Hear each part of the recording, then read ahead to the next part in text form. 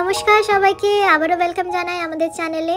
আজকে আমি বানিয়েছিলাম ছানার বড়া, যেটা হয় সেটা ডালনা। সো দেখো, প্রথমেই আমি আলুগুলোকে ছোট ছোট কিউবসে কেটে নিয়ে নুন হলুদ মাখিয়ে রেখেছিলাম। সেটাকে আমি একদম একটু বেশি তেলে ভেজেছি, যেহেতু এটা একটু বেশি গোল্ডেন ফ্রাই হলে ভালো লাগে। তো আমি এটাকে একটু ভেজে নিচ্ছি ভালো করে। ছানার বড়াটা কিন্তু কেনা ছিল, এটা ঘরে বানানো ছানার বড়া না। এই ছানার বড়াটা কেনা থাকে, এটার টেস্ট খুব ভালো হয়। সব জায়গায় পাওয়া যায় না, কিছু কিছু জায়গায় এটা অ্যাভেলেবল থাকে। অনেক খুঁজে খাজে নিয়ে এসেছি আমি এটা। আর এটা দেখো, আমি নতুন একটা কন্টেনার কিনেছি অ্যামাজন থেকে। এটার মধ্যে কন্টেনারগুলোর মধ্যে এরকম কম্প্যাক্ট করা আছে, যেটার মধ্যে আদা, তারপরে লঙ্কা, লেবু এগুলোকে রাখা যায়, খুব ইজিলি রাখা যায়, ভালোও থাকে। সো এটা আমি ফ্রিজে স্টোর করার জন্য ডাব্বাটা কিনেছি। একটু আদা বার করে নিলাম। এটার মধ্যে আমি কিচ্ছু দেবো না, শুধু আদা, টমেটো আর জিরের একটা পেস্ট দেবো, ব্যাস। তারপরে গুঁড়ো মশলা অ্যাড করবো। দেখো, পেস্ট করে নিচ্ছি, আদা জিরে আর টমেটো দিয়ে পেস্ট করে নিচ্ছি। 1 কিউব আদা, একটা টমেটো আর 2 চামচ জিরে দিয়ে একটা পেস্ট করে নিয়েছি। সরষের তেলটা যেটা লেফট ওভার ছিল আলুর সাথে, সেটাকেই আমি নিলাম।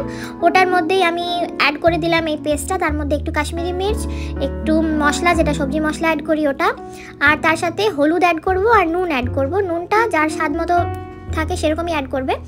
আচ্ছা, আর যে জিনিসটা অ্যাড করব সেটা হচ্ছে ছানার বড়াগুলো, বাট এগুলো এখন অ্যাড করবো না। এটা আমি তোমাদের দেখাচ্ছি এটা কতটা সফট হয় দেখতে, খুবই ভালো হয় দেখতে এটা, আর খেতেও ভীষণ ভালো। এটার মধ্যে পুরো মানে রসটা পুরো ঢোকে একদম, মানে যে গ্রেভিটা থাকে না, ঝোল ঝোল করতে হয়, ওই জন্য বেশি গ্রেভি থাকলে এটার মধ্যে স্বাদ আসে না। দেখো, নুনটাও দিয়ে দিলাম। নুনটা কিন্তু মশলা থেকে তেল ছেড়ে আসার পরে দিলে কিন্তু টেস্টটা কিন্তু খুব ভালো হয়। এটা কিন্তু খুব ভালো একটা ট্রিক।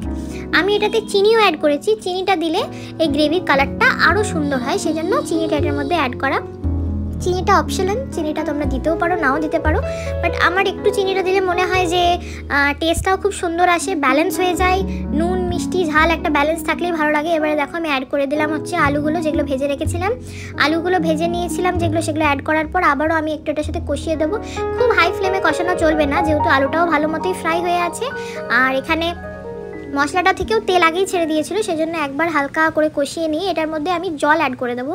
জল কিন্তু এটার মধ্যে কম অ্যাড করলে চলবে না, এটার মধ্যে জল অনেকটা পরিমাণে অ্যাড করতে হবে, কারণ ছানার বড়াগুলো যেগুলো থাকে ওগুলো ছোটো সাইজ থাকে, তার ডাবল সাইজে ফুলে যায় যখন গ্রেভিটা থেকে জলটাকে ওরা নিয়ে নেয়। সেজন্য এটার মধ্যে একটু এক্সট্রা জল অ্যাড করে দিলাম। দেখো, অনেকটাই জল অ্যাড করেছি, দেখে মনে হচ্ছে অনেকটা ঝোল ঝোল হয়ে গেছে। না, এই ঝোলটা থাকবে না, খাওয়ার টাইমে এই ঝোলটাও থাকে না।